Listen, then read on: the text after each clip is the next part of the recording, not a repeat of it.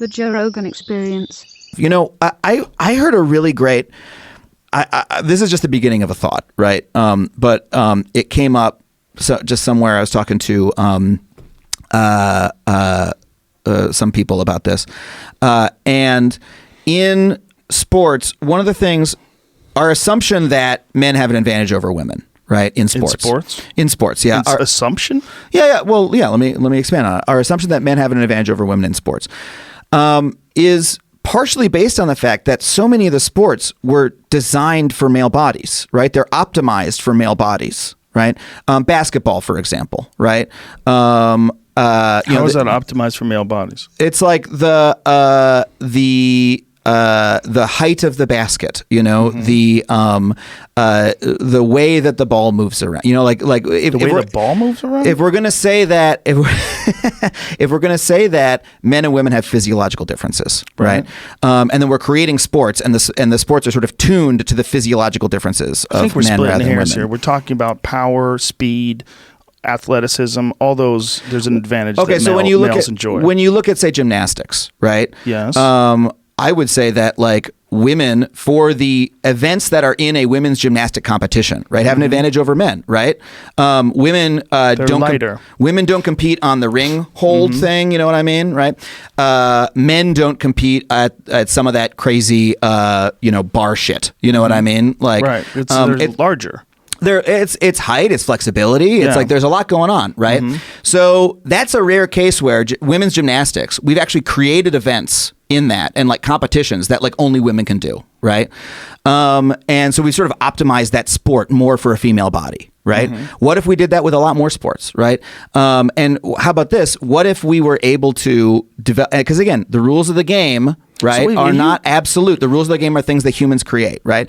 And so why do we, maybe part of our assumption that men are better at sports than women, or men have an advantage on sports than women, are that we have constructed, most of the games that we've constructed are actually sort of biased towards a male type of body, right? That sounds ridiculous. First of all, the reason why gymnastics is why women are good at gymnastics, first of all, their flexibility, their lightness, all those things. Also, they're not competing against men in a one-on-one type of situation. Like one's trying to defend, the other one's trying to attack, like a game of basketball or a game of football or any other sort of team sport game. I think if you take any male gymnast and try to have them compete against the female gymnasts, they're not going to be able to do those things. It's a physical event as opposed to a sport. So a physical event is you have to do this thing. It's very athletic. It's an athletic endeavor. Sure, you do it, you bounce, you land. No one's trying to stop you from doing it. Again, when you're shooting basketballs, you're not just shooting basketballs. You're trying to shoot a basketball while people are trying to defend. You're trying to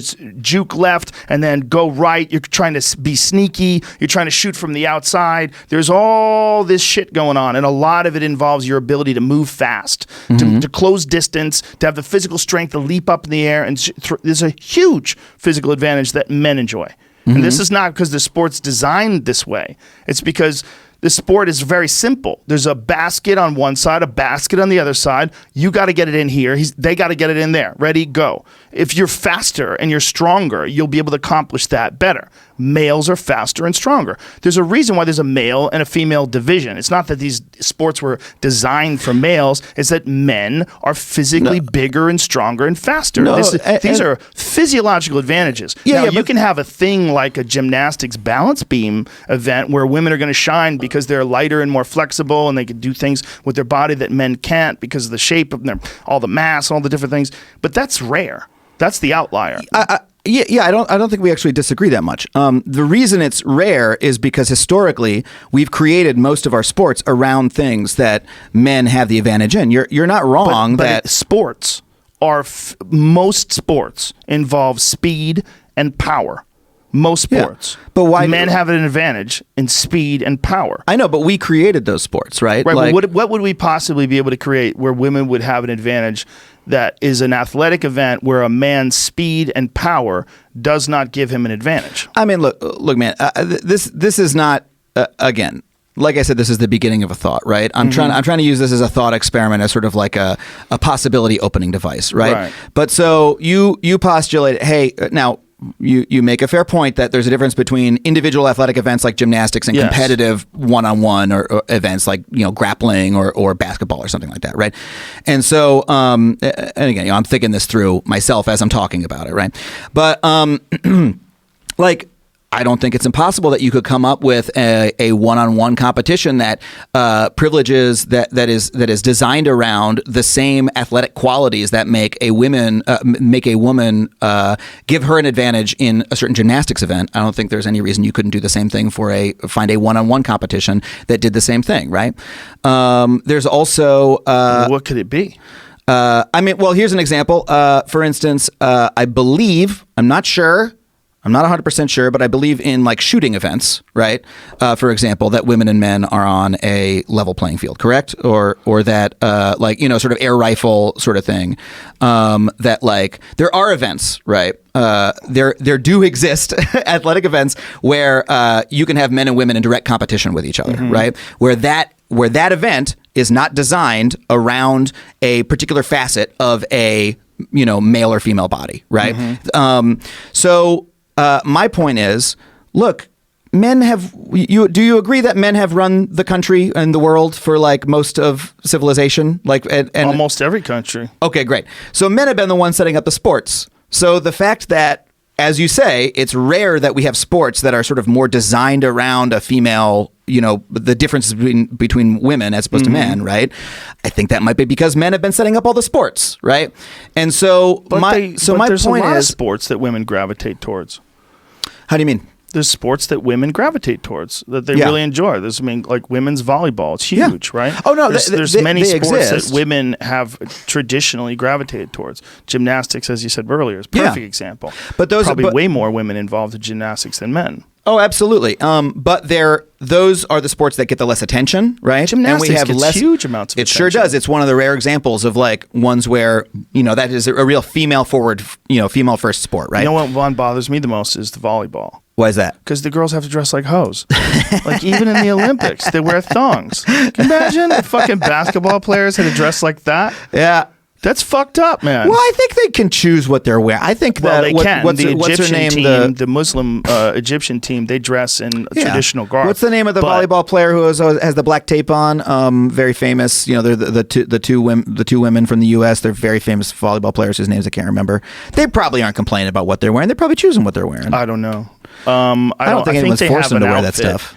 But I mean, when I tune into Olympic volleyball, I'm like, damn, look at these girls in their underwear pretending they're at the beach. They're not even at the beach. It's a choice, apparently. It's a choice. They want to wear it. Yeah. They want to wear it. Good move. But is that a choice for the men basketball players? Can they wear thongs? They can wear shorts if they want to. Can you imagine if they decided to wear? They could wear like a cutoff with a midriff showing and little booty shorts. They might be allowed to if they wanted to. Well, speaking back to narrow masculinity, they might get shit in the locker room. You know what I mean? Maybe not. Maybe they make a point. I like the short shorts that they used to wear a couple decades ago. So okay, Larry Bird style. One of the things I love about baseball when I started watching baseball is you get to choose your own baseball pants. You ever notice that? Like they get to choose when you look at them. Some of them wear really tight baseball pants, and then some of them wear really baggy baseball pants. And I just love imagining. I like clothes. I imagine them going to like the baseball tailor and being like, "Dude, I want to like sag my pants. I want to, show a little swag, but you don't want to impede your performance."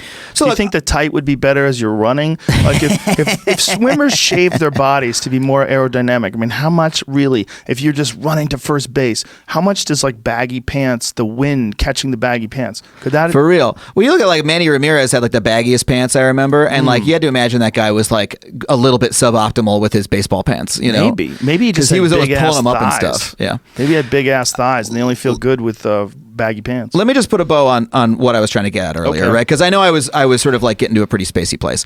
My point is just what our show is about so much is about showing how the things that we take for granted in our world, like the way the world is, so much of the time is just something that we built. Right? And we can question it. And so when we say men have advantages in women over sports, I'm like, well, hold on a second. Let's look at how we set the sports up. And is it possible that we could set it up in a different way, right? That would allow more people to compete in sports, right? It might not be the same sports. I'm not going to say that women should play in the NFL against men, right? I don't think that would be safe. I don't think anyone should play in the NFL, frankly. I think it's way too dangerous. It's very bad for people. But is it like, is our assumption just based on, hey, these are the sports that we invented? We happen to invent sports where men have the advantage. Can we imagine a world where 90% of sports are ones where women have an advantage, or would we be having a different conversation? And if that's the case, could we come up with some sports that like everybody could, that where there's no... They would have to be non-physical sports, I think. But I think, you could come out with competitions where women and traditional female characteristics would have an advantage. For sure you could. I mean, it could definitely be done. It's just the ones that exist now that involve running and lifting things and moving fast. Physiologically, males have an advantage. Yeah. That's why we have these distinctions. And that's why we have men's divisions and women's divisions. For over hundreds and hundreds of years ago, you know what? This is just not fair. It's not fair. But, I mean, is it the, like... that's the notion of fairness we have now. I think the interesting thing about the question of trans athletes is it's going to challenge that notion. It's going to lead to conversations like this one. I think that's really cool, and that's what I think we should be down to have as a society, right? Well,